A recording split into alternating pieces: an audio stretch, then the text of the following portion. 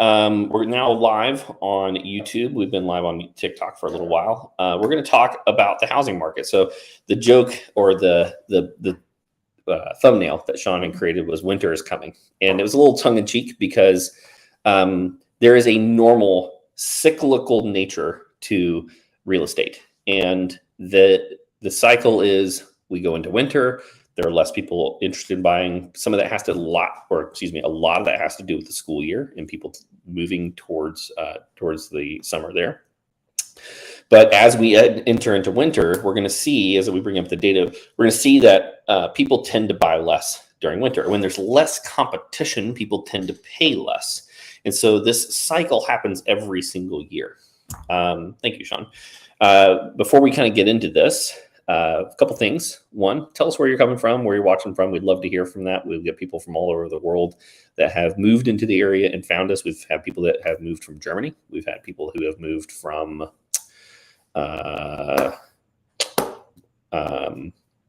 Australia. We've had people who have moved from Hawaii. We've had like all over the place. So we'd love to hear from where you're at. Let us know down the. If you have any questions whatsoever throughout this, I have a tendency to be a little bit wordy, and so feel free to interrupt me, or Sean will kind of go, hey, someone asked this question, and we're going to put that in there. But I'm going to go over and talk about like winter's coming in because it was interesting last year. I remember Sean and I talked a lot about this because I was making a decent amount of short form content on TikTok and Instagram talking about how this person's wrong, that person, just like arguing, getting like angry because there were people who are like, the market's going to crash, market's going to crash. And I said, well, maybe there might be some correction, but I think a lot of it's attributed to the normal winter cycle of it coming down. And now, was it exacerbated? Was it made worse because of the rising interest rates? I think so. Absolutely. It was just right before we started, I was talking about, someone asked if next year is going to be better. And one of the reasons I think that the market has corrected, less business has been done, because corrected is a different term. Less business has been done. So if like 100 homes were sold last year and 70 homes were sold this year, there were 30 homes or 30% less business that's been done this year. But we've had 6.15% appreciation year over year. Part of that has to do with the people that need to move, right? People who are getting orders, people who are getting divorced, people who are, they've got to sell one house to buy the next one. They just had triplets.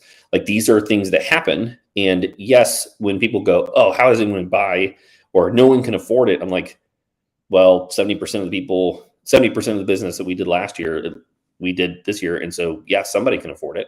We've had 6.15% appreciation. So there are some people that needed to buy, and enough so that they're buying even with interest rates. And there, whether we like what hear it or not, there are a lot of people that are doing better financially off than us, right? There's some people who have come into grandma money. There are some people who just went from $150,000 a year to $250,000 a year because they got some new certification or went into a new job, or the kids just graduated high school and mom went back to work. And those people are less rate sensitive. They're less cost sensitive than some others.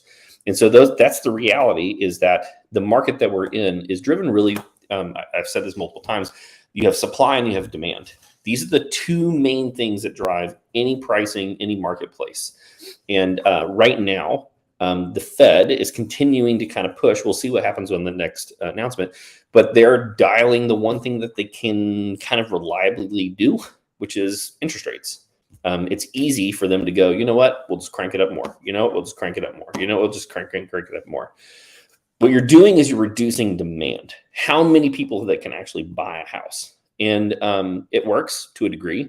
If during COVID, when rates were literally at all-time lows over the last 60 years, like I have our next door neighbors, actually, when they refied with my wife, they asked they were like, could we buy down rate and could we get under 2%?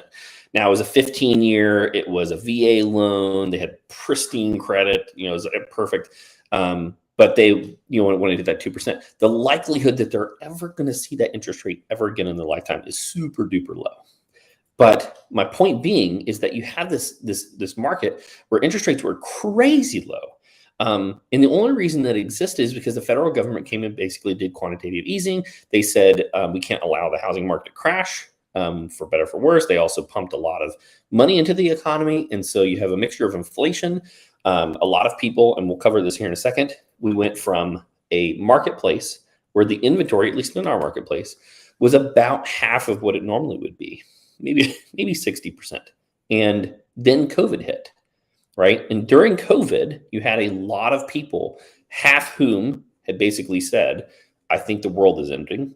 And the other half, I'm being polarizing here, the other half basically who said, I think this is a fraud or it's fake, right? I mean, our political environment basically pushed that narrative. You're either crazy on either side of the aisle, and it was one of the two.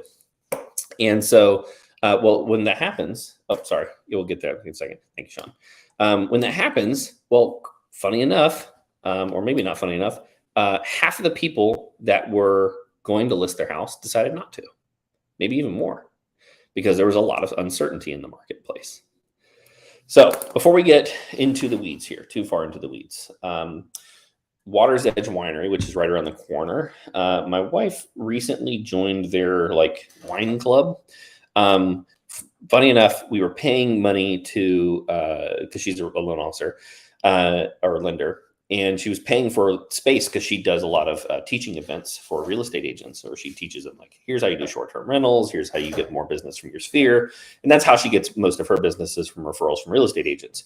So she joined the local wine club because they were like, well, you can use our space to teach your classes. And it was cheaper for us to have a wine membership than it was to pay for the I think the place that we were doing was $800 to do something. So it was cheaper to have a wine membership.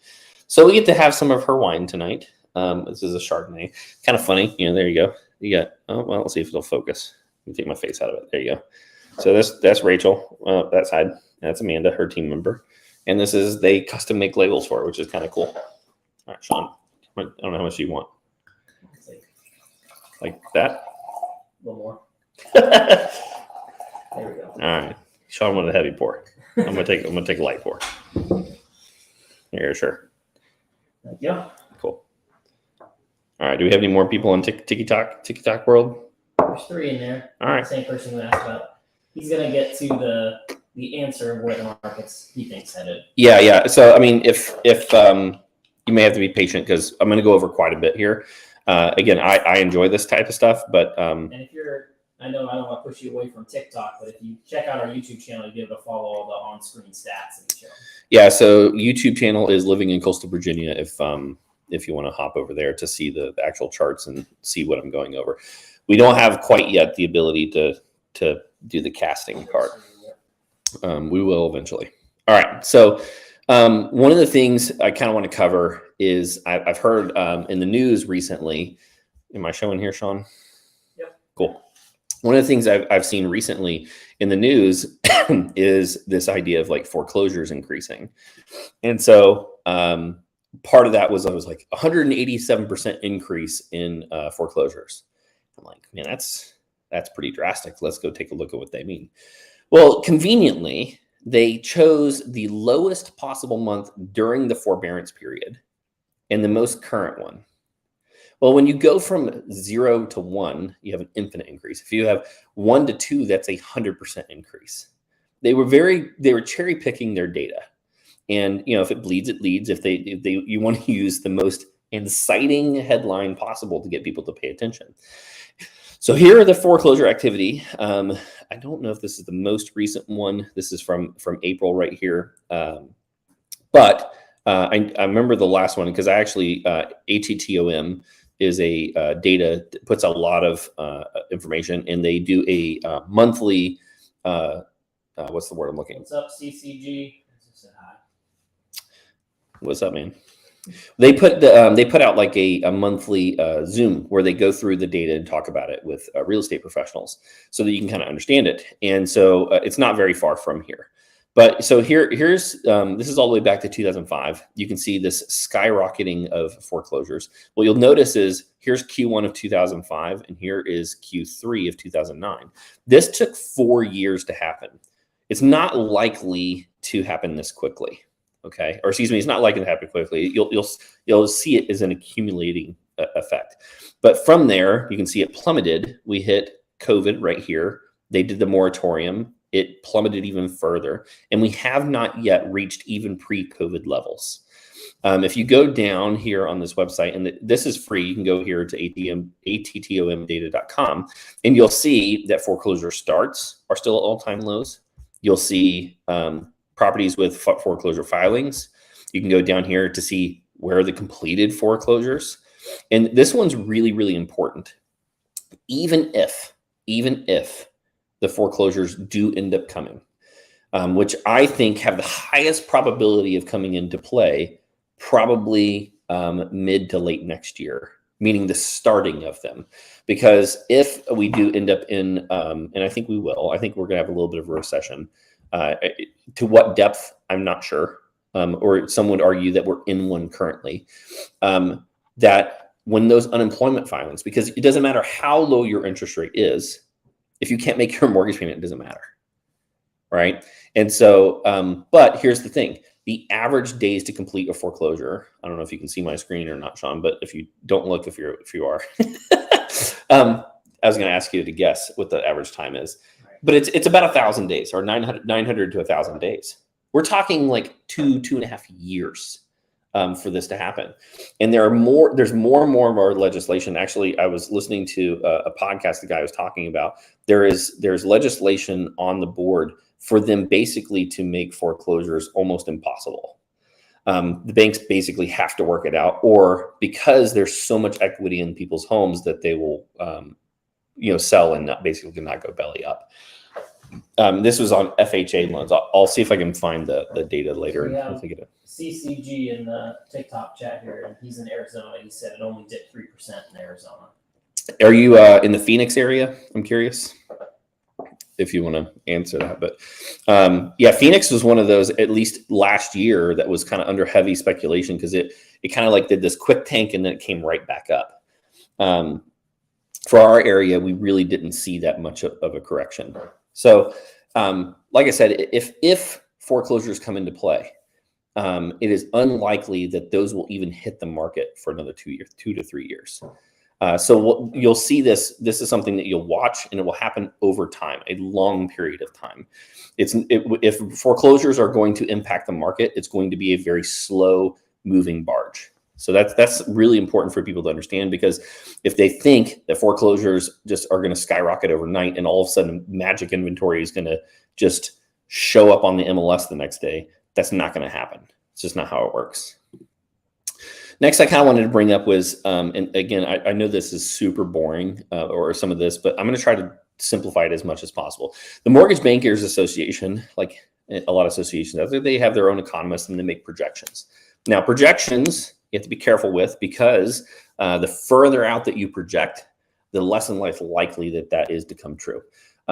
Hurricane tracks are a good example of this, right? If you go on, like, I don't know if you do it, Sean, but like as soon as there's a hurricane, I like to go see where all the possible projections are. And then the very next day, it's very different. The very next day, it's very different. Well, there's a lot of things that influence how that track goes. And right, they're always trying to refine those models. Real estate, in my opinion, there's so many things that can influence it. If you're trying to project out 2 to 3 years, you might as well kind of throw that out the window. But the reason that they do it is it's kind of like, okay, if nothing else were to change, no other inputs, nothing politically, no inventory, based on everything that we understand what's going on in the market, and everything were to go as projected and planned, here's our projection 1, 2, 3 years out. Now, real life doesn't tend to do that, but it's the best that they can produce. Okay.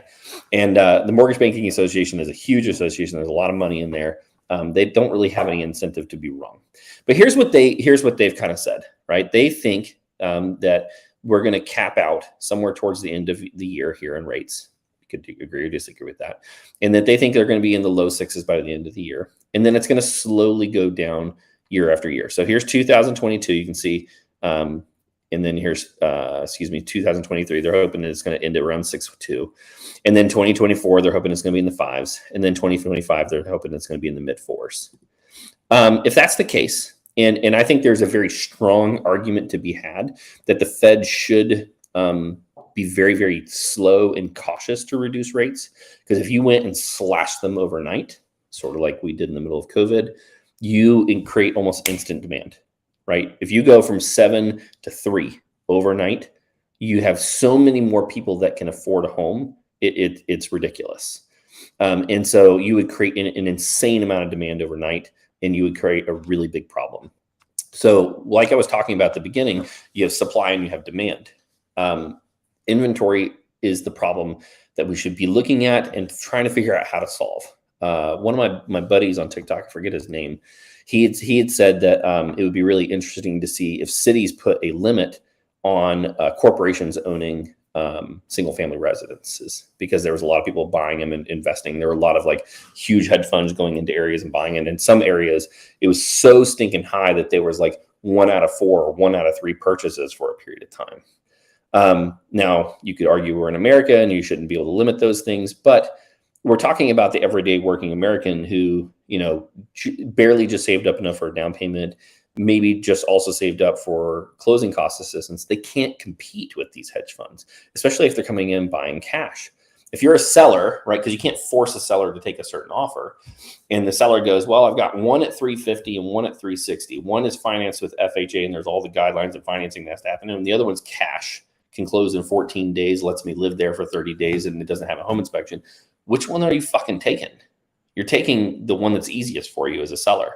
Now, some sellers may have this deep moral code that they feel like, I'm going to go with the person who's a teacher or an engineer or someone who they resonate with. But most people act self-interestedly. I think that's just something we can always tend to rely on, is that humans tend to act self-interestedly. Our kids do this. Like Connor, when he's hungry, doesn't give a shit about how hungry Sean is. Connor, his son, goes, I'm hungry, so I'm going to scream because I want food. Right? It is ingrained in humans, is that we are concerned with our own wants, needs, and desires. All right. So this is kind of where they're projecting interest rates go. I think this would be very wise, because if we slowly can increase it, that would be wise. It also allows for potentially, if we are going to try to solve supply issues, that we can slowly increase supply at the same time and hopefully kind of meet them as we go along. And that's my projection. So when you ask the question, is next year going to be better? I think in some ways interest rates will be a little bit lower. I think we will have a little bit better head around where the markets are headed, but we're also headed into an election cycle, which could throw us in a very interesting environment. And I think if it goes either direction, if it's blue or red, could be a very interesting environment that we're in. And this is one of the reasons. So I'm going to take a quick aside from the real estate side of projections and go into like some just basic advice. One of the things I think you can consistently rely on is that real estate over a long period of time tends to make sense. Just like the stock market, prices go up and down on a regular basis. But the longer you play the real estate game, generally the better. There was a saying by Warren Buffett. There was a massive hit to the stock market, and someone's like, "Hey, Warren, you lost a lot of money." He's like, "No, I didn't." They're like, "What are you talking about?" He goes, "Well, I didn't sell." Yeah, the prices reflect that, but I didn't sell at that number, so I haven't lost any money, right? Kind of the same thing with real estate. If you buy a house that is well within your budget, right? You're not house poor. You can make that payment relatively easy or really easy, and you can live there for a longer period of time. And or let's say 3, 4, 5, 6, 7, 8, 9, 10 years later, you go, you know what? We need more space. We want something nicer. You don't sell it. You turn around and rent it out. Rents, just like prices, have gone up over time. The likelihood that 10 years from now or 7 years from now, or in some cases, people who bought 2 or 3 years ago could rent out for more than what their mortgage payment is relatively high. Sean and I were just talking about this the other day on his house. I think he should hold on to his property for as long as possible. The challenge that Sean has is that he has so much equity in his house, because you've lived there how long now? 6 years. Okay. You have a ton of equity in your home, right? And it's like, well, how do I use the equity to buy the next home? Because I can't, if I go out into today's marketplace with today's interest rates, I want to use as much equity as possible. We can talk about HELOCs and cash out refis and that type of thing. But really what we don't want Sean to do is to let go of that low interest rate. If we're going to do it, potentially what we'd use a HELOC to take the minimum amount out to allow him to purchase his next home. Use the gap. So let's just say that his house could rent out for $1,800, which probably wouldn't be too far off. And his mortgage payment is to say $1,200, which is probably not too far off, right? 9. $900, right? That means Sean would have a $900 gap if he self-managed that property and he set aside, let's just say $200 a month for maintenance, repairs, and replacing things, because that's going to happen with tenants. He would still have $700 a month left over, or 700 times 12, which is what, $8,400 a year. $8,400 a year that he could pay off that HELOC. If he took out a $30,000 HELOC to help buy his next home, he could have it paid off in 3.5 years, and then he would still have the same interest rate. He would still have the HELOC that he could use anytime he wanted to. And his payment on this house would have been paid down even further, and he didn't lose his interest rate. And he should, when it eventually in 10, 15, 20 years, however long he decides to, before he decides to pay it off, if he decides to pay it off, he can use it to retire on. And then eventually when he passes away, put it into a trust and hand it down to his son. Real estate makes sense long-term. The longer you play it, the better you're going to do. It's when people buy real estate and turn around and try to sell it in 2 or 3 years is when they get themselves into trouble. They have this, I like to call it the duck bill effect. And I know it's super dorky, but it is what it is, right? You have the rate at which you pay off your mortgage, and you have the rate of appreciation. The longer you play that game, the greater and greater the gap becomes. It is a long-term game. Sean, you've played Settlers of Catan, right? Mm-hmm. All right. Any game that's out there, whether it's a video game, whether it's a board game, has a set of rules to it. And if you play in such a way that it is optimized, you have a higher likelihood of winning. Settlers of Catan, right? So you have a set of dice and you roll the dice and you have 2 sets of 6. The highest probability roll is, do you know? It's 7. So out of the combinations of the 2 gives 6 and 1, 1 and 6, 4 and 3, 3 and 4, 5 and 2, 2 and 5. That is the highest probability number, and it's a bell curve, right? And so 1 and 1 has the lowest chance of being rolled, just as well as 6 and 6. And when you're looking at the board, what you'll see is like, well, the 6 and the 9s and the 5s and the 4s are and the 8s are the ones that you want to be as the closest. If you can find one where you have 3 different resources on a 6 and an 8 and a 9, do that as a money corner, because it has the high probability every single roll, the highest probability on the board to get a resource every single time, right? So when you play within the parameters of how the game is designed and optimize it, you do well. And so unless you're a flipper, unless you're someone who is really good at real estate investing and knows how to speculate on land and that type of stuff, you want to play the game the way it's designed to be played. And real estate is best game played long-term. All right, any questions on that? Because I kind of ranted there for a little bit of time. Yep. Cool. All right, so back over to the real estate market. So let's dip out of this right here. And then I had this one right here. Okay. Most people don't want to hear this. And this is going to be a very good clip for King to turn into a short. Whether you fucking like it or not, yes, your boomer parents paid a higher amount for their house. I am so sick and tired of seeing this TikTok thing. You bought it for 3 blueberries and now it's worth $1.2 million. Yes, dumb. That's how inflation works. The majority of people who buy homes, the majority of them buy them with a mortgage. The cost of buying real estate or anything with a loan has to do with the payment, not the purchase price. I'll say this again for the dum-dums in the back. The cost of buying a house is far more correlated with the interest rate than the purchase price. Yes, they are influenced by the two, right? Obviously, the purchase price of the home and then the interest rate at which you borrow influence the overall payment. But this chart right here proves my point to the nth freaking degree, okay? All the way back to 1977, all the way to today. And I even brought up the most recent one so we can see this last little bit to fill in the chart here. But here it is. Freddie 30-year fixed rate mortgage rate. This green is interest rate over this entire period of time, okay? This blue line is the payment to income ratio, okay? When you're going out and you're looking at buying a house, you have 2 decisions to make. Do I buy or do I rent? And what's the monthly cost, right? And what are the benefits of those 2, okay?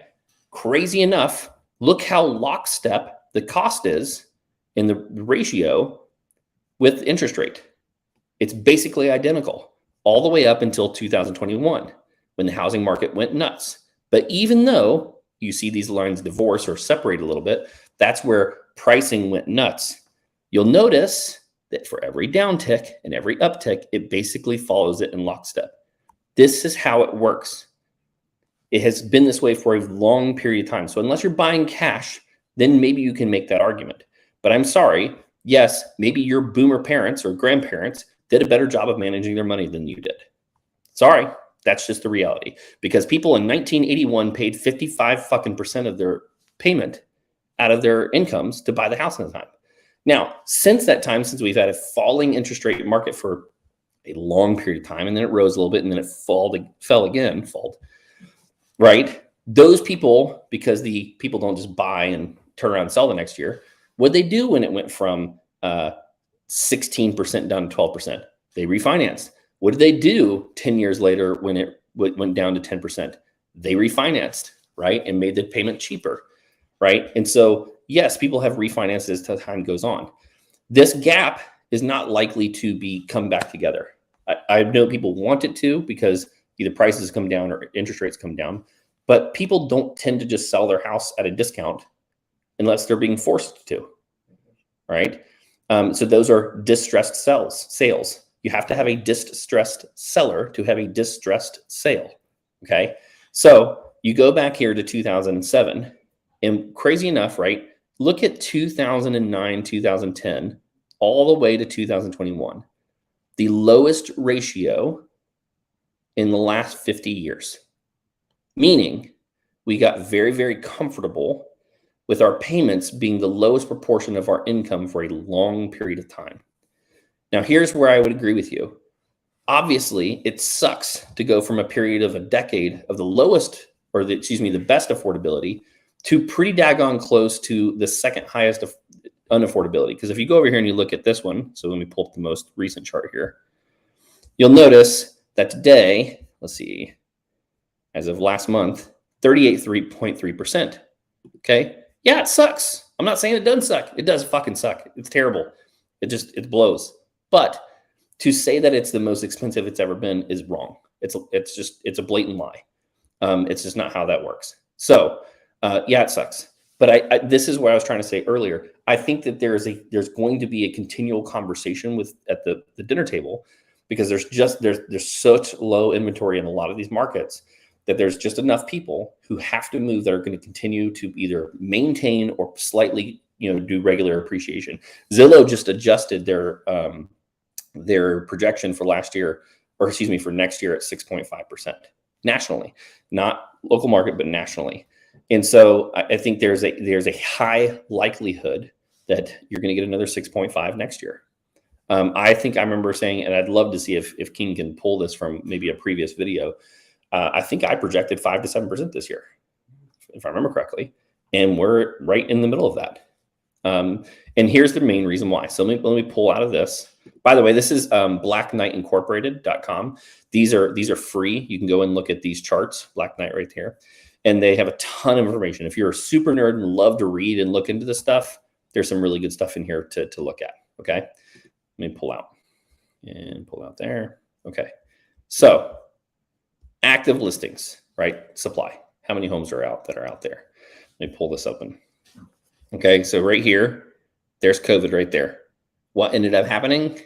You would see when we talk about winter, these seasonal cycles. So let's go back into the thumbnail here. Is winter coming? Winter comes every single year, right? So here's winter, here's summer, here's winter, here's summer, here's winter, here's summer.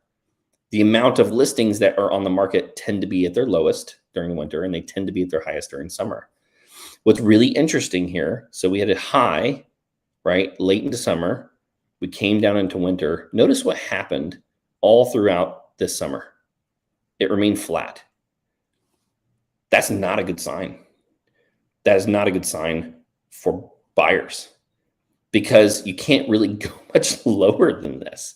If inventory goes down into winter, then we're primed very next spring for the exact same freaking problem, where we have not enough homes for buyers. And if interest rates come down, guess what's going to happen? More buyers in the marketplace, and it's going to drive prices up. So It'll be very interesting. And I'm going to cover this on kind of a monthly basis. I'll kind of go over this. I go over here and I watch these weekly trends.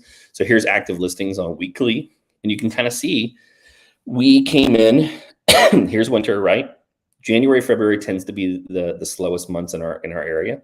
Well, what happened? March, it kind of came up, but then demand came into play and it's basically flatlined. It's done nothing. My projection is that it's going to probably stay like this for a while. We'll probably go back down to the previous low or somewhere close to it, around 35, 34, 3,600 listings. And then hopefully, as we head towards summer and people are getting their houses ready for market, ready to do the sales, we're going to see an increase in inventory. But my guess is that next year we're going to have the exact same problem. I just don't see it changing much. So yes, winter is coming. Yes, here. So let me go over here to this. Let me show this real quick. So median sales price. All right, so back to the cycles here. High during summer, makes sense, right? The most competition. Low during winter, least amount of competition. And that happens every single year. Well, look at there. We peaked out right there in the summer. What do you think is going to happen? I think we're probably going to come down somewhere around here, and then it's going to go right back up. That's my bet.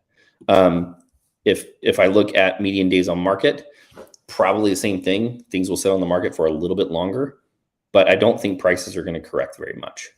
Here's that cycle. So I was just as a quick aside, I was at a listing appointment the other day, and I was talking to them, and I said, hey, average days on market is looking like it's 14 to maybe 21 days for their area, their price point. And they were like, oh man, and they weren't sold in the first weekend, and they were freaking out. And I'm like, all right, well, calm down, guys. Like, remember we talked about this when we first started putting your house on the market, that the average days on market from like 2012 to 2019 was between 30 and 60 days, right? That was the norm during that period of time. And so when I was prepping somebody who was like talking in March about putting their house on the market in April, I was going, hey, look, average days on market's like 48 days. Hopefully we can get an offer sometime. If it's early, if we're in the first 2 or 3 weeks and we get offered, dude, that's freaking awesome. But if we're like day 40, 50, and we haven't had even one offer and the showings are starting to trail off, we may need to do a price reduction so that you can be sold by the end of the summer. Otherwise, you're going to be either renting this thing out, or we're going to be heading in towards the winter, and you're going to miss your window of opportunity to get the best possible offer. So it's just kind of COVID kind of skewed people's perspective quite a bit on the housing market on what's normal. When people were getting 15 offers in the first 2 days, it's just kind of nuts. All right. I have streamed on and on and on. Have there any questions that have popped up? No questions. Cool. I'll leave it at that. I think that we've hit kind of some of the main items here. Basically, the projections are, I don't think inventory is going to actually go up. I think it's going to probably stay flat or maybe even go down a little bit into winter. I don't think that prices are going to come down all that much, but they are going to come down. I guarantee you will see in the news about how the market is crashing, and you will see these types of headlines. The real question is, for your market, because if you're not from our area, is what's inventory look like and how much of a seasonal correction is normal? That's really the question you need to be asking yourself. All right, man. Thanks, John. Yeah. Appreciate it, brother. See you guys in 2 weeks. Cheers. Cheers.